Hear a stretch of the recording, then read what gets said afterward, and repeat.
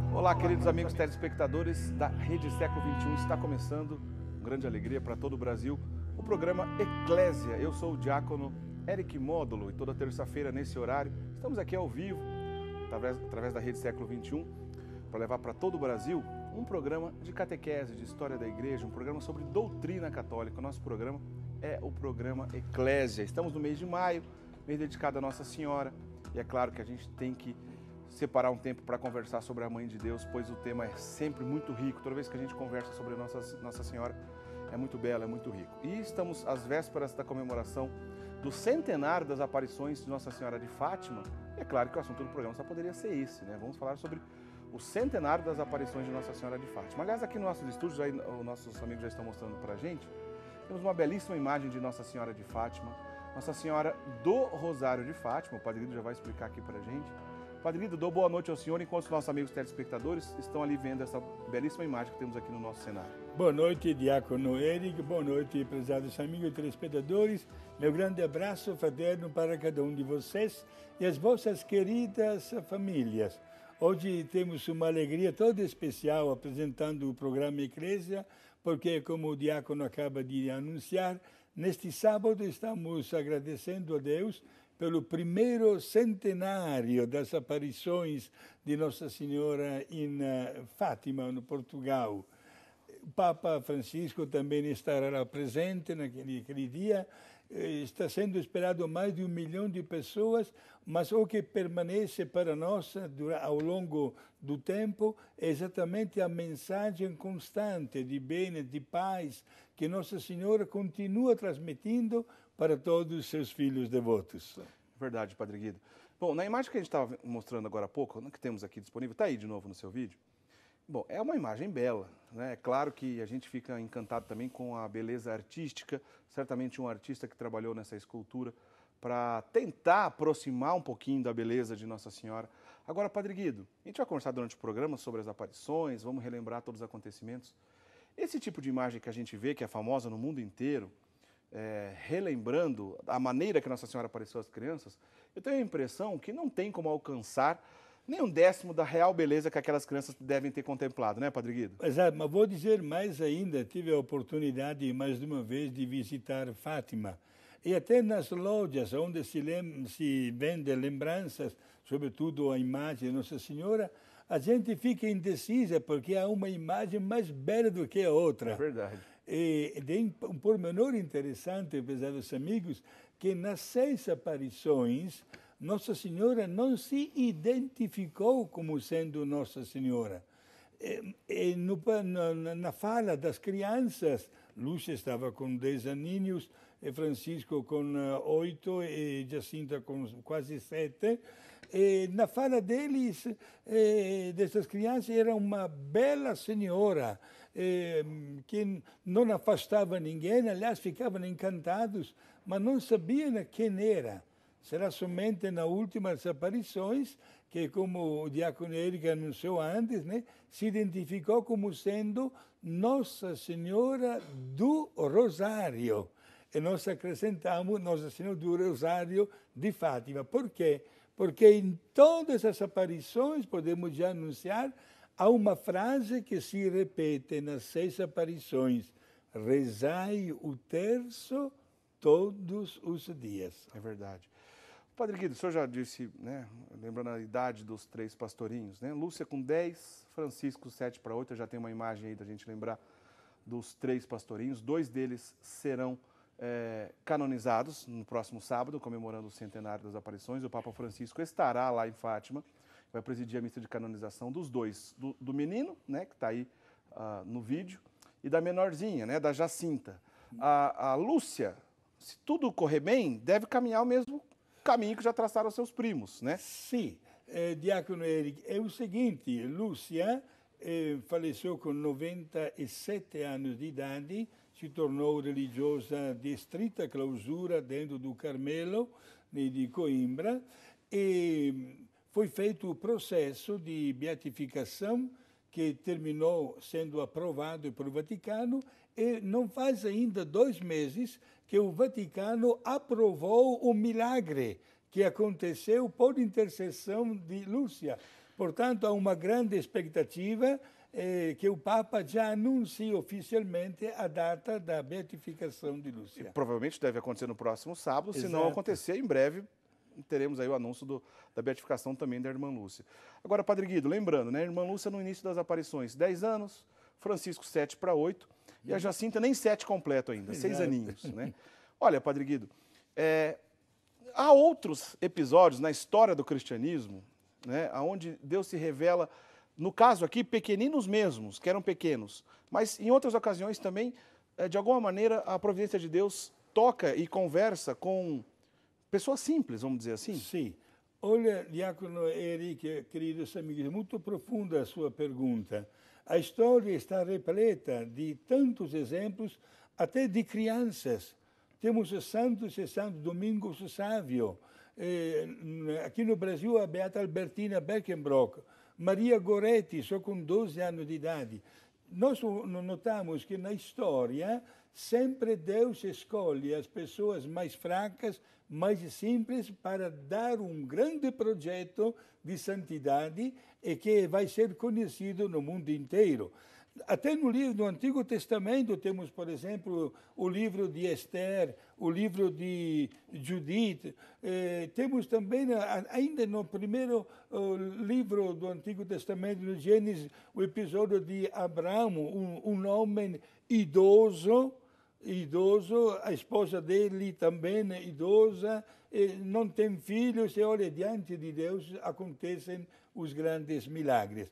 No Novo Testamento temos muitos exemplos de pessoas até, digamos, do ponto de vista humano ou intelectual, não muito bem capacitadas. Pegamos um São João Maria Vianney, por exemplo, mais conhecido como o Santo Cura d'Ars, que é o padroeiro de todos os sacerdotes.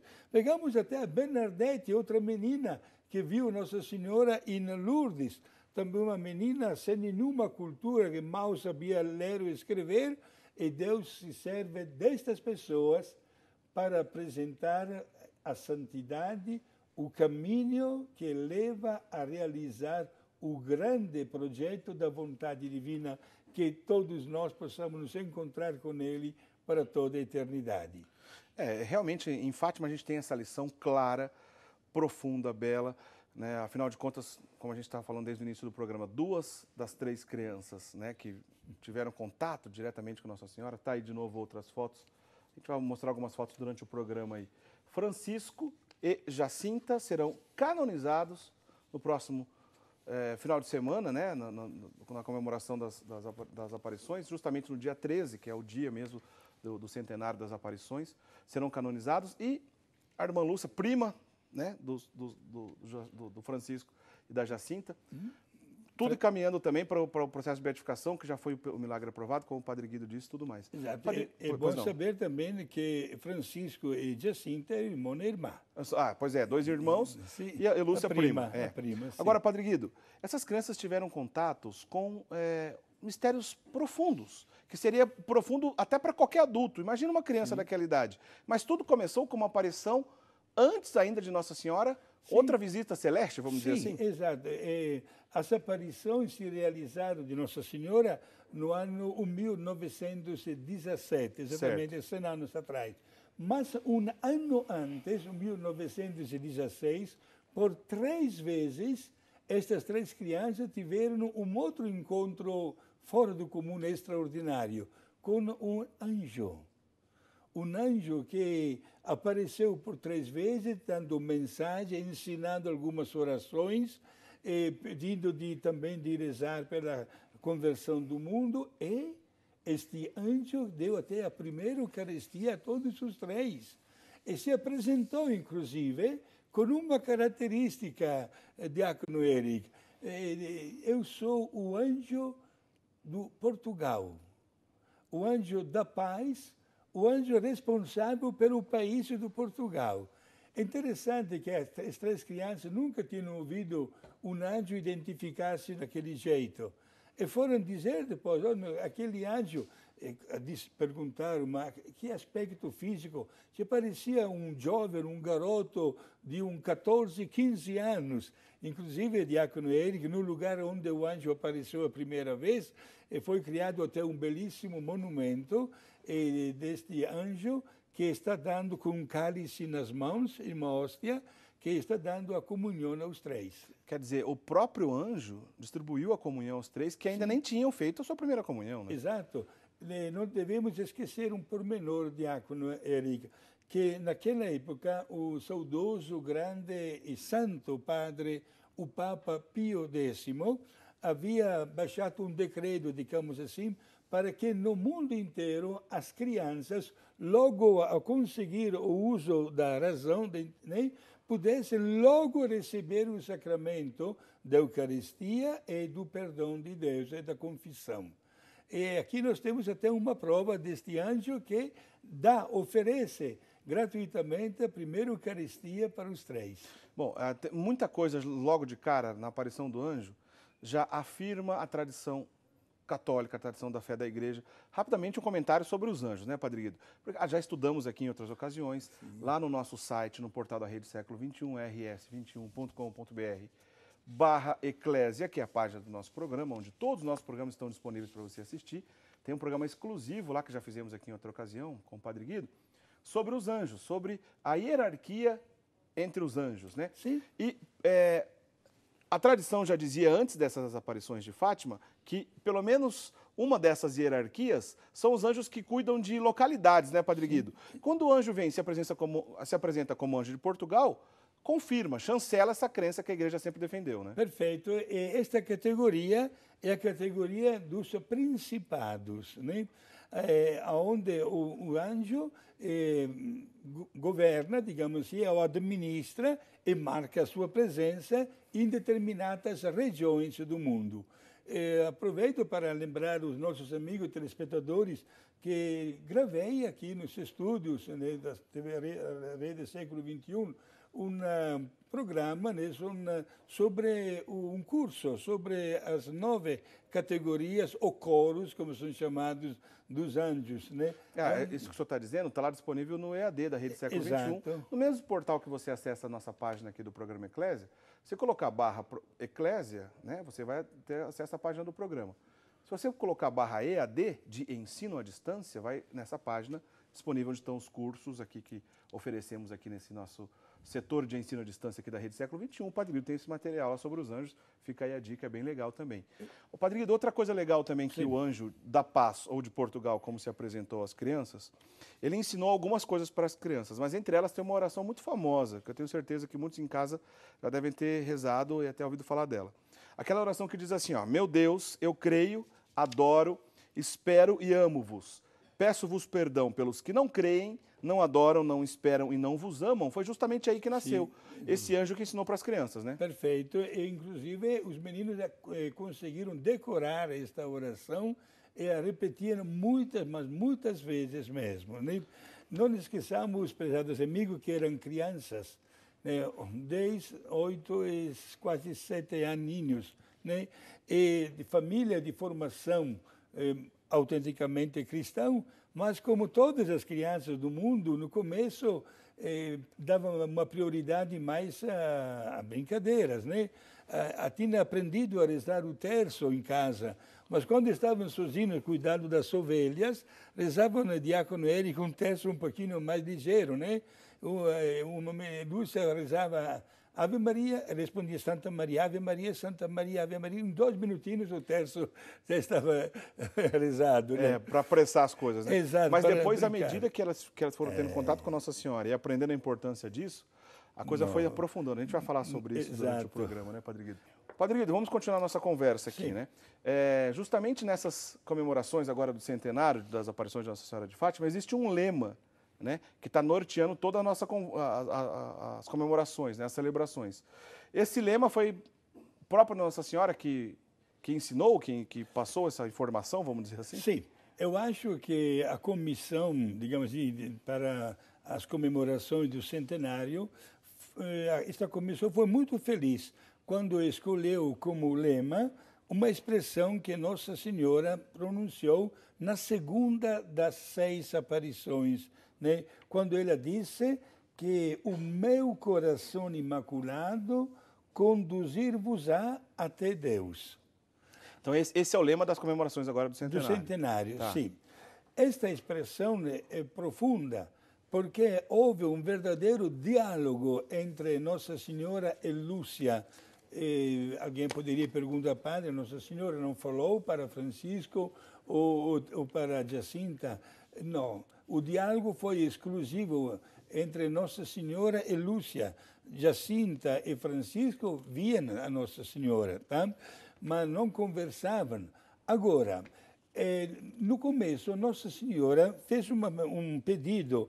Vocês poderiam oferecer-vos a Deus para suportar todos os sofrimentos que Ele recebe devido aos pecados? E Lúcia respondeu sim. Agora, e logo em seguida, Nossa Senhora disse, agora, a partir de hoje, vocês vão ter muito sofrimento na vossa vida, mas eu estarei com a graça divina sempre ao vosso lado. Certo. Estamos ainda na primeira das aparições, no dia 13 de maio de 1917. No mês seguinte, sempre no dia 13, é aí que Nossa Senhora continua o discurso, dizendo que haverá no mundo, digamos assim, conflitos com muitos erros, muita violência, muitas mortes, né? Mas através da oração e do oferecimento dos sacrifícios, estaremos todos colaborando para alcançar o objetivo da paz. É daí que Nossa Senhora diz que mesmo através de tanto sofrimento, o seu coração imaculado estará sempre pronto a conduzir as pessoas ao encontro com Deus. Padre, daí que vem aquela expressão, por fim, o meu imaculado coração triunfará, é daí que vem? Exato, sim.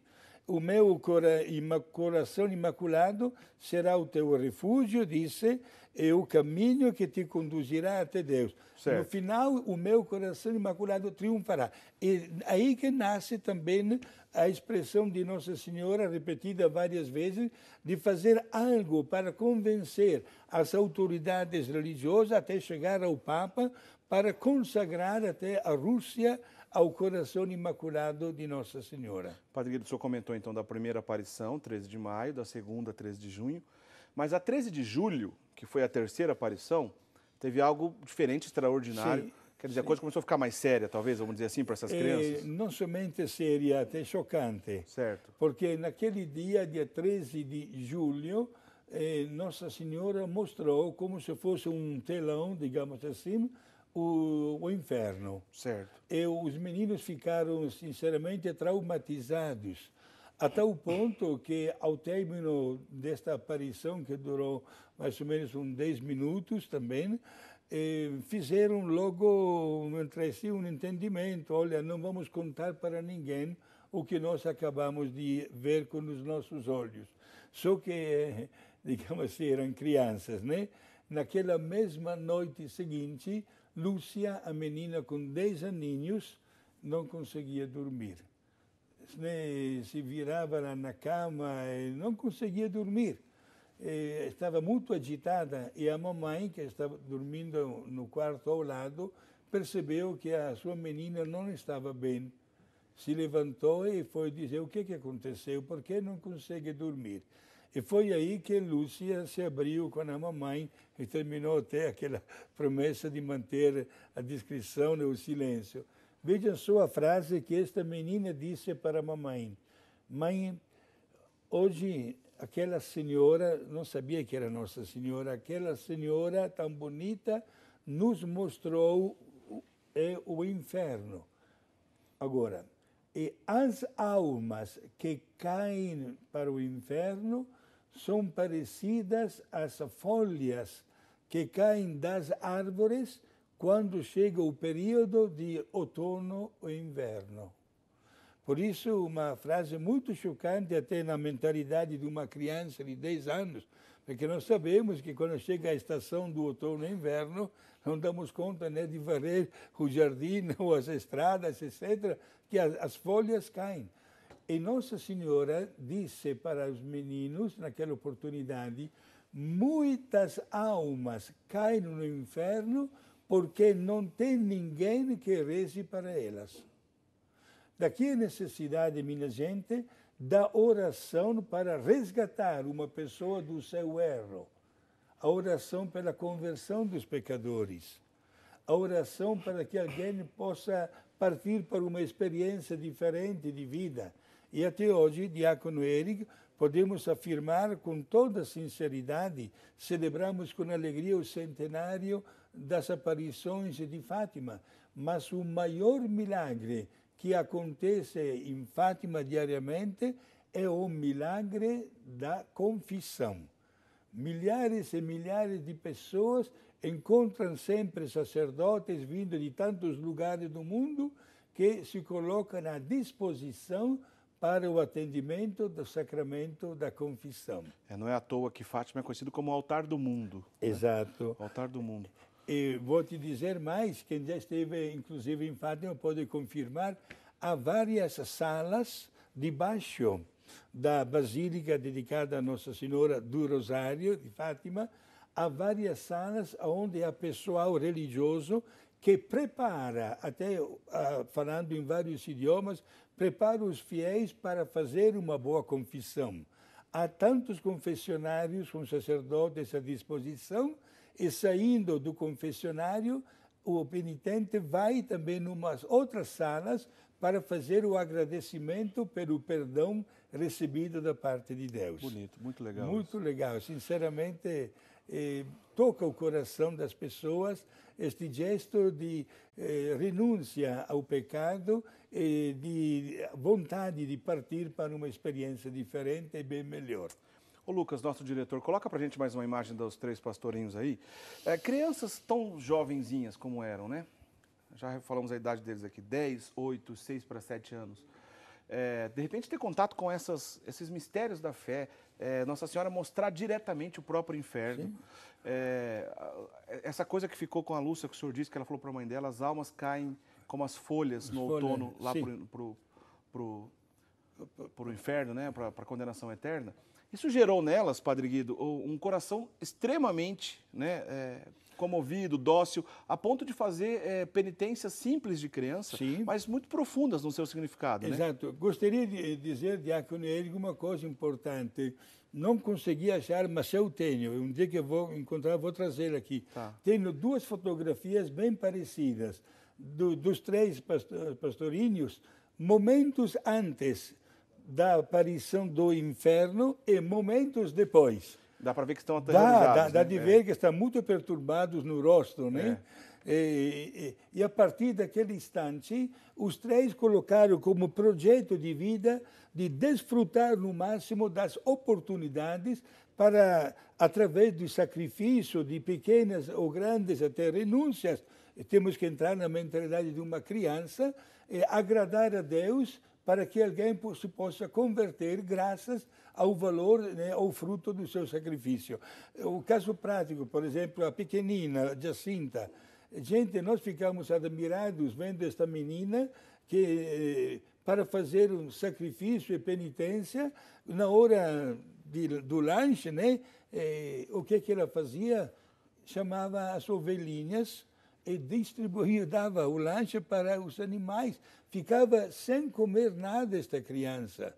Depois chegou a pensar também de dar para outras famílias mais carentes. Que né? coisa, né? Mas uma criança que renuncia ao lanchezinho é uma virtude praticada num grau não comum. Um grau heróico.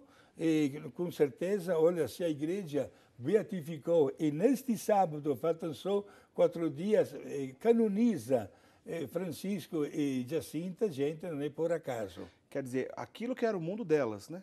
Elas eram pastores, né? Pastorinhos ali, cuidavam das ovelhas, levavam certamente o seu lanchinho para sair de casa, pois corriam grandes caminhos. aquilo que elas tinham, que era um pouquinha coisa, abria mão por uma pequena penitência em favor dos pecadores, da conversão dos pecadores. Sim. Quer dizer, realmente a gente está lidando com algo muito, muito profundo e santo, né?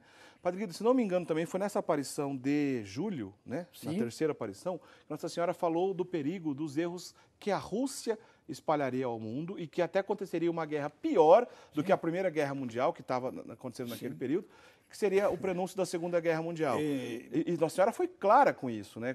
Se não houvesse conversão, a Rússia espalharia os erros pelo mundo. E isso aconteceu depois de verdade, né? Estamos no ano 1917. No ano seguinte, terminou a Primeira Grande Guerra Mundial, mas o mundo não viveu o período de paz. Sabemos que no 1939 estourou a Segunda Guerra Mundial com mais de 55 milhões de mortos. E por isso Nossa Senhora profetizou que o que aconteceria, o mal ainda pior. E talvez ainda a grande necessidade que Maria manifestou, comunicando a Lúcia, de fazer algo, de fazer até o possível para que até o Papa consagrasse de imediato, né, a Rússia ao seu coração imaculado. Lúcia não ficou indiferente, Diácono Eric. Chegou a escrever ao Papa mais de uma vez, pensando que a resposta fosse, digamos assim, quase que imediata.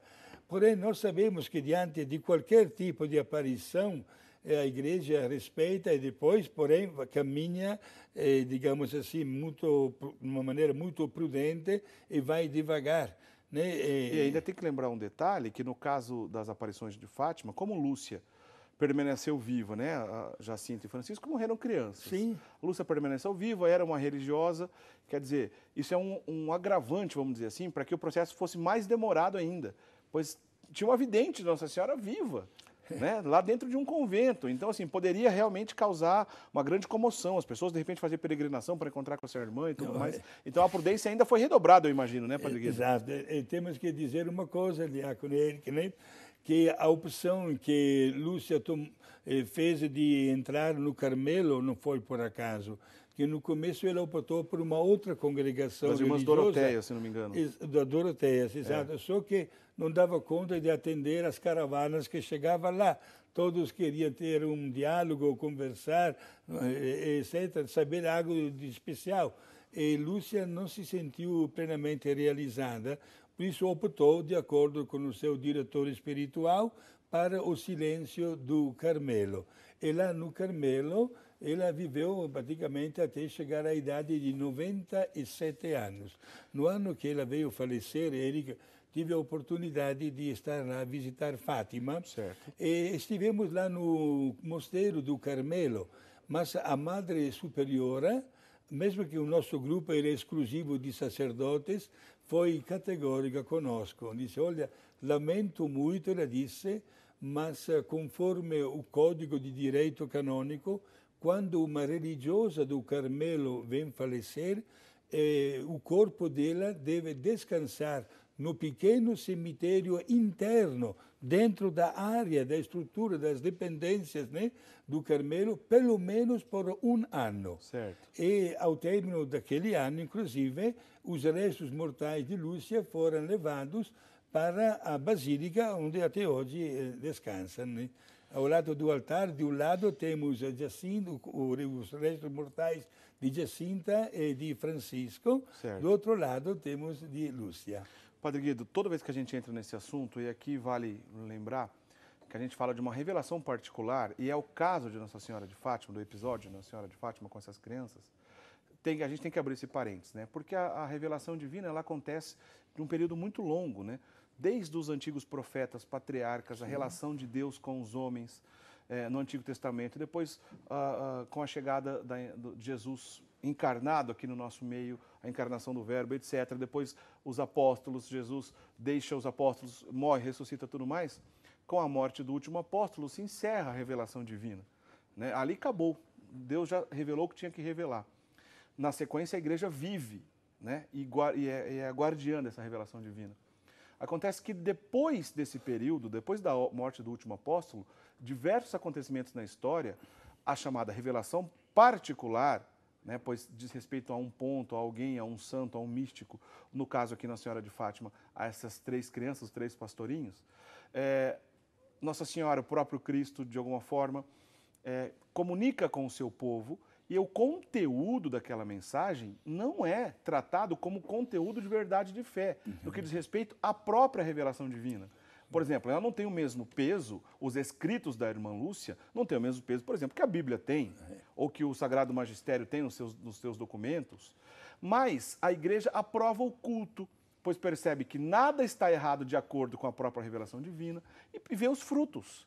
Para dar um exemplo dos frutos, o senhor falou agora há pouco, a gente estava conversando sobre os erros da Rússia. No próximo bloco, o senhor vai contar para a gente, vamos encerrar o programa falando sobre o milagre do sol, Sim. que é a última aparição. Apenas menos de um mês depois do milagre do sol, que foi o maior milagre da história pública, o maior milagre público da história do cristianismo, aconteceu a Revolução na Rússia. E o Lenin chega no poder instaurando o primeiro governo comunista da história. O comunismo que matou pelo menos 100 milhões de pessoas e que perseguiu a igreja no século XX como nunca se viu na história. Quer dizer, aí, Padre Guido, está aprovando que um fruto deixou a coisa real e por isso a igreja aprova esse culto. Sim. Mas na história da igreja, o senhor pode dar outros exemplos de revelações particulares na história da igreja, nesse mesmo aspecto como Fátima? Sim, aconteceram vários episódios, né? Do ponto de vista histórico, até bastante lamentáveis, duros, até para se compreender. Nós temos a Segunda Guerra Mundial, por exemplo, né? Que causou o que nós todos conhecemos. Mas digo assim, Padre Guido, o senhor podia lembrar para a gente outros episódios de revelação particular que aconteceu na história da igreja? Sim. Temos, por exemplo, a medalha milagrosa. Tá. Temos também no coração de Jesus que aparece a Santa Margarita Maria Alacoque. Certo? Temos episódios onde o escapulário para São Simão Stock, né, onde Nossa Senhora e também o Sagrado Coração de Jesus manifestam, através de um exercício de puro amor e verdadeiro amor, uma prática religiosa que leva à santificação. Certo. Ninguém de nós está obrigado a acreditar nisso. Porém, justamente como o diácono acabou de comunicar, sendo que não tem nada contra a doutrina católica cristã, a Igreja aprova o culto.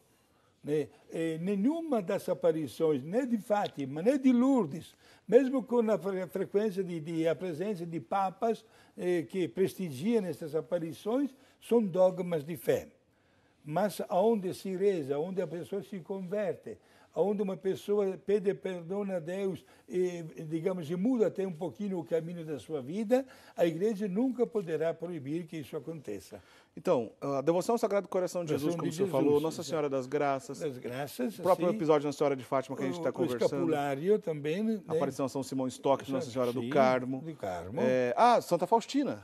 A aparição de Jesus a Santa Faustina na Polônia. Exato, né? Com as práticas para Jesus Divina Misericórdia, né?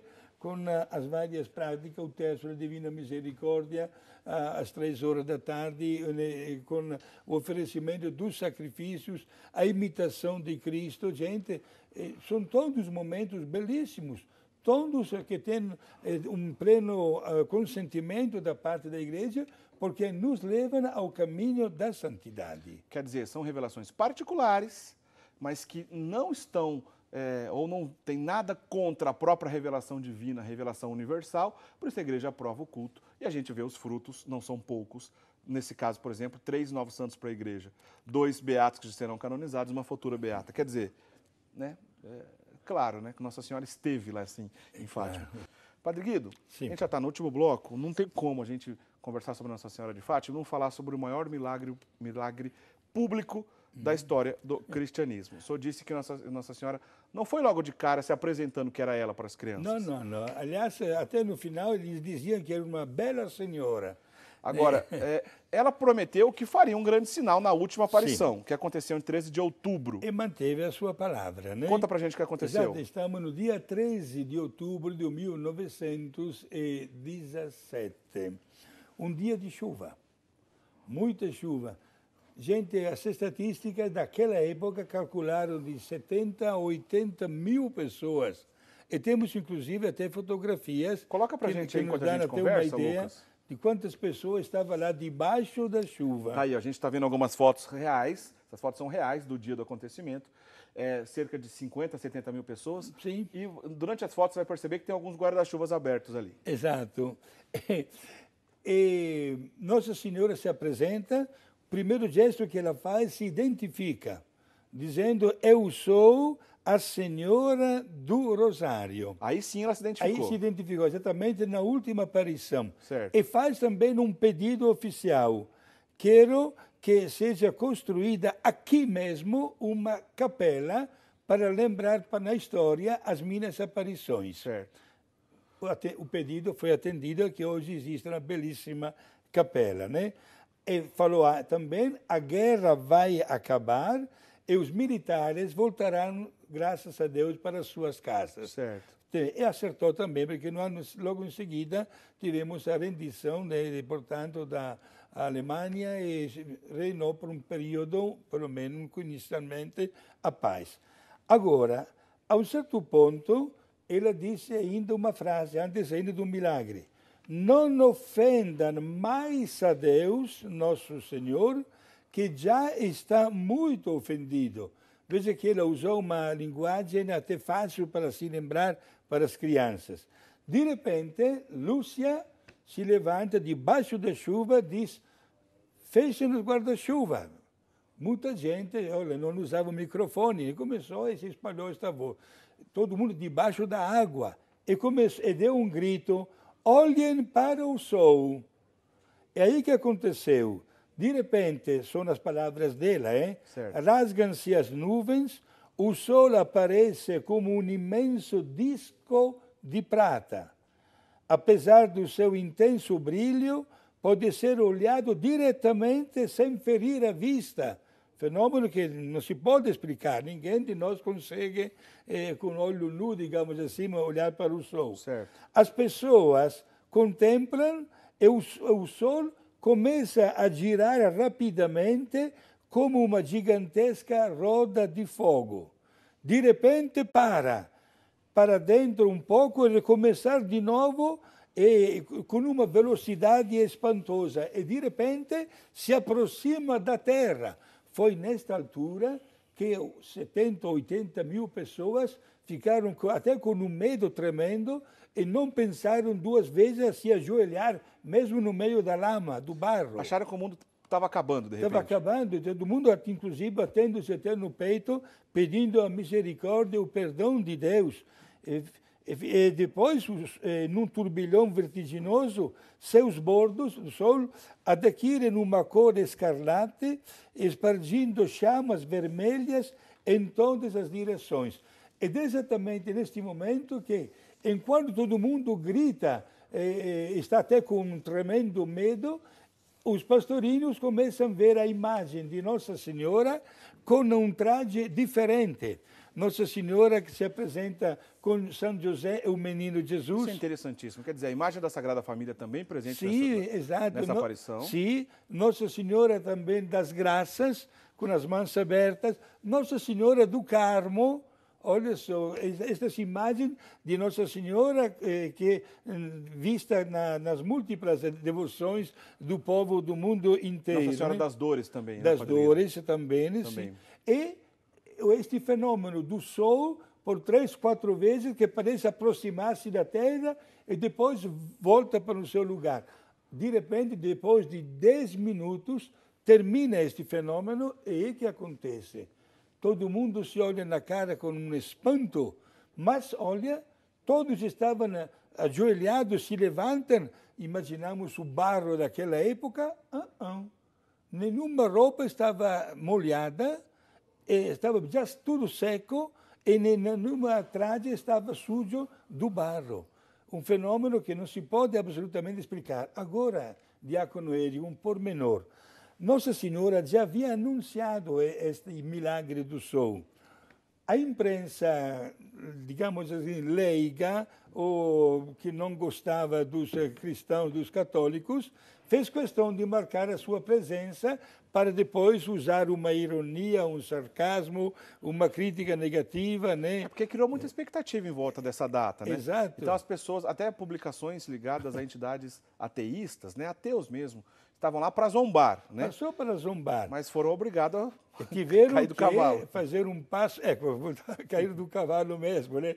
Fazer um passo para trás, reconhecendo que estavam na frente de algo que ninguém podia explicar. Inclusive, se alguém for um dia para visitar o Santuário de Fátima, no Museu de Fátima se encontram várias edições daqueles jornais que não gostavam da igreja e que tiveram que admitir que, infelizmente, não sabiam explicar aquele fenômeno.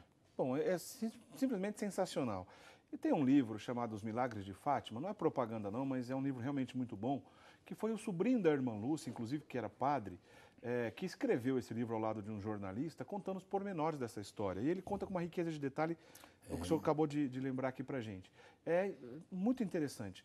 Menos de um mês depois dessa última aparição, do maior milagre público da história do cristianismo, ou não tem outra notícia que o sol dançou, balançou, mudou de cor para 70 mil pessoas, como aconteceu aí, inclusive, como o padre Guido disse, atestado por inimigos da igreja. Gente que não gostava da igreja teve que publicar que foi isso que aconteceu mesmo. Menos de um mês depois, a Revolução Russa aconteceu, Lenin chega no poder, o comunismo pela primeira vez é instaurado como governo em um país que aconteceu na Rússia. Nossa Senhora já havia pedido a conversão da Rússia, a consagração da Rússia e o perigo que a Rússia espalharia os erros pelo mundo, atestando a veracidade também de tudo que aconteceu ali. A gente já conversou em outras ocasiões, o flagelo, o terrível que foi o comunismo, e que é até hoje, infelizmente, a distorção gigantesca marxista comunista espalhada pelo mundo. Enfim, atesta e deixa a coisa maior do que ainda. E o último pormenor que eu queria comentar, Padre Guido, porque tudo que a gente conversou aqui, questão do anjo e tudo mais, a gente vai aprendendo e atestando verdades de fé já pré-estabelecidas antes ainda das aparições. Nesse livro, diz que como Nossa Senhora aparecia sobre uma pequena árvore, uma azinheira, esse sobrinho da irmã Lúcia conta conta pra gente, Padre Guido, um fenômeno físico que acontecia também nas aparições, que era notado por todos. Exato, que as folhas pareciam que estavam suportando um peso. Portanto, se abaixavam e as pessoas percebiam o movimento estranho das folhas na hora da aparição de Nossa Senhora. Quer dizer, a verdade de fé que atesta que um corpo glorioso, pois Nossa Senhora subiu aos céus de corpo e alma, fisicamente foi reconhecido de maneira simples, como atesta então essas testemunhas, nesse pequeno detalhe. As folhas assim, eram um pouco amassadas enquanto Nossa Senhora estava presente ali. Pois, que coisa, havia até um fenômeno físico. Eu acho sensacional, é rico, é belo, tudo que envolve Nossa Senhora de Fátima, as aparições. Vale a pena ler e estudar sobre esse assunto. Agora, Padre Guido, só dá tempo do senhor encerrar o programa nos dando a bênção e depois eu vou fazer o sorteio. Gente, não esqueça, né? Nas 6 aparições, Nossa Senhora disse, rezai o terço todos os dias. Vamos obedecer a Nossa Senhora. Meu abraço especial hoje para as irmãs concepcionista franciscana de Piratininga e a família do seu Adalberto, Dona Ladi Gambolonga de Criciúma, que não perdem nenhum dos nossos programas. Meus amigos, sejamos muito devotos de Nossa Senhora. Ela será a primeira a nos dar a bênção, em nome de Deus Pai, Filho e Espírito Santo. Amém.